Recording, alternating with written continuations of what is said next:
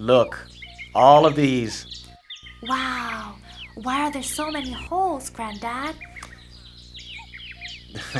These aren't just holes, they're bullet holes. Bullet holes? All of them? Yep, all of them. Wow, that's cool. I've only seen this stuff on TV. What you see here, it's all over Kinmen. Growing up in Taipei, you don't know anything about war. War? There was a war here? You didn't know that? A war in Guningtou here? It must have been huge. It wasn't just huge, it was horrible. Horrible? Didn't our guys win? Yes, our soldiers won and laid the foundation for Taiwan's last 50 years of peace. It also set the people over here and on the mainland along two different futures. We won, but a lot of people died. Granddad, can you tell me about the war? Of course. I think everyone needs to learn about it. It was a turning point in our people's fate and the tragedy of an age. In the first month of 1949, after losing the Battle of Shupang, the ROC forces were in full retreat. By April, the Communist PLA had broken through the Jiangyin Pass and into Nanjing, and by August they had taken Fujian's capital city, Fuzhou, from the Kuomintang. On October 17th, Xiamen was lost. In 6 months' time, the Communists had taken the southern half of the country. It was then that the acting governor of Fujian province, General Tang Enbo, seeing how things were going, gave orders to move his headquarters to Kinmen to oversee the defense of the island. And like that, our little, inconspicuous island was pushed from its quiet millennia of peace onto the stage of world history.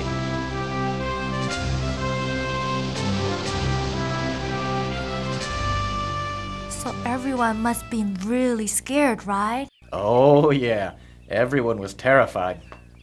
So what did you do? Me? You'll never guess.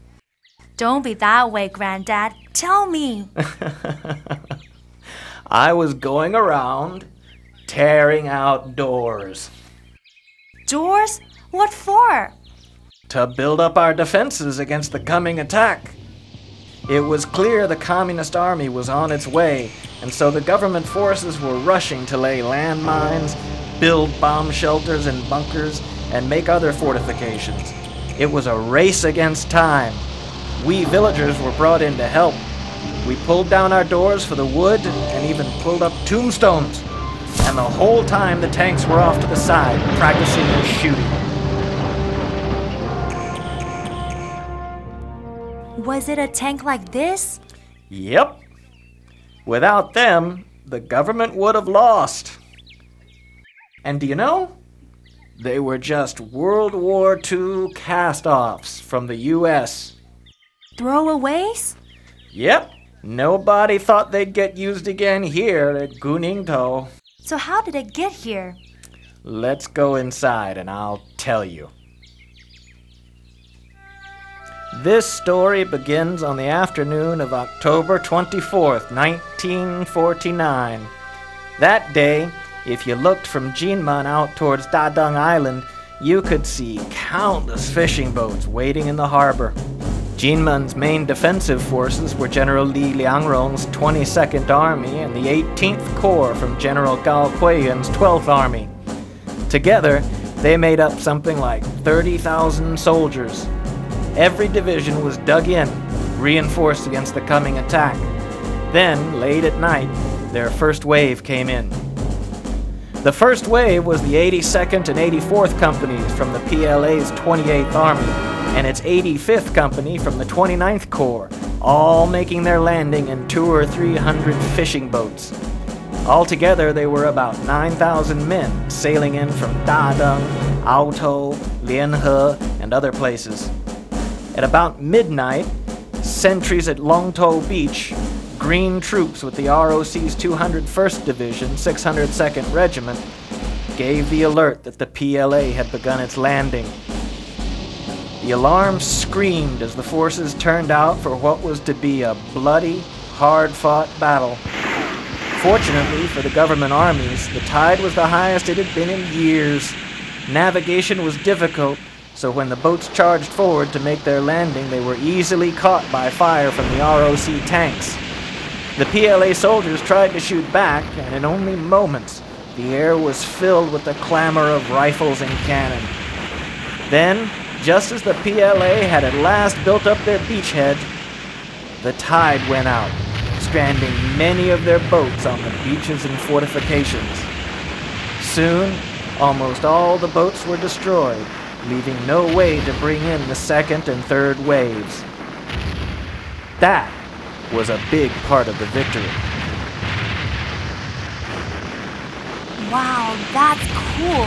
So where did it land at? The PLA landed at 3 spots: Chonglin, Lincuo, and Guningtou. Its left flank was focused on Chonglin at Kinmen's Isthmus, where they moved to take the high ground on Shuangru and Guanyin Hill. The right flank landed at Guningtou's Beishan and around Lincuo. It was to be the point advance, to take Kinmen City. As for the central group, they were to divide in two, with one section moving directly eastwards towards Lincuo and the other securing Anqi. During the landing, the initial waves lost more than half their men to ROC artillery and tanks, but as reinforcements arrived, they dug in and moved to secure Lincuo, along with Guanyin Hill, Beishan, and the 132nd Rise. In response, the ROC's 25th Army retreated from its positions at Xishan and Hunan and launched a full-scale counterattack to defend Anqi and the 132nd Rise. This was where they stopped the PLA advance.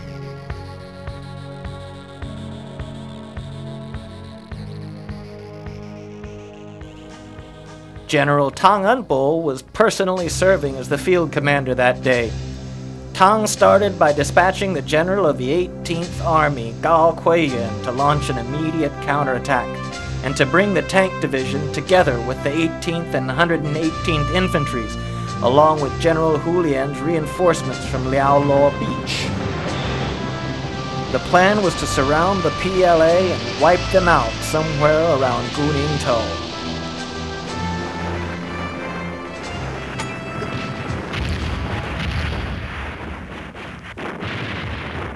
So on the 25th, at around 4:30 in the morning, the 18th and 118th Infantry joined with the tank forces, and while the 14th Division moved north from Wucuo, the remainder of the army moved west in a coordinated counterattack from Housha and Chonglin.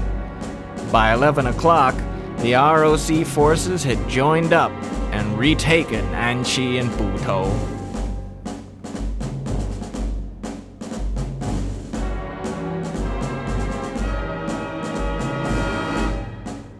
Grandpa, the battle was so fierce. Everyone must have been scared to death. Of course we were. Nobody in our village had ever seen anything like this. Everyone ran for their lives. Some got behind the mountain, others stayed in their homes or hid in dry wells. For 3 days and nights we went hungry, praying to the gods to get us through it. Who did it pray to? Was it that general Grandma prays to, Li Guangqian? No, that's General Li, and it was in this battle that he lost his life. The people set up a temple to him in honor of his bravery that day. So how did he die? For that, we need to go to Lincuo, the bloodiest fight of the battle. Later in the day, at 2 in the afternoon, the ROC army massed with the tank division and attacked Lincuo. The PLA fought back with everything they had, and the ROC infantry was taking heavy casualties. General Li moved to the infantry's front line to supervise the advance and push his men on, and as the tanks moved forward to begin the assault, Lee jumped up, brandishing his pistol and shouting for his men to follow. But at that very same moment, an enemy machine gun fired on their position and shot the general down. He fell to the ground, bleeding badly, and gave his life for his country right there on the battlefield. After more than 10 assaults on the PLA's position, our army finally retook Guningtou, opening up a serious breach in the PLA lines. Yet what they didn't know was that the Communist command was already arranging for reinforcements, and early in the morning of the 26th, at about 3 a.m., the PLA succeeded in landing 4 more companies at Hue and Guningtou. So around 7 o'clock, under cover of ROC bombers and with the tank division leading the charge, a counterattack was launched on Nanshan and Guningtou. By midday, the ROC had recovered Guningtou and opened up 2 fierce fronts in the villages of Nanshan and Beishan, where they were slowly pushing the PLA forces back to the coast in fierce street-to-street combat. Once the PLA was pinned against the ocean, the ROC infantry pushed forward under the cover of their Navy's guns, and that was the end. The PLA's remaining 900 men surrendered. All told, they had lost 400 men. It was a decisive victory for the ROC, but as they cleared the battlefield, the ships were riddled with holes, and corpses littered the beaches, their dead eyes focused on nothing.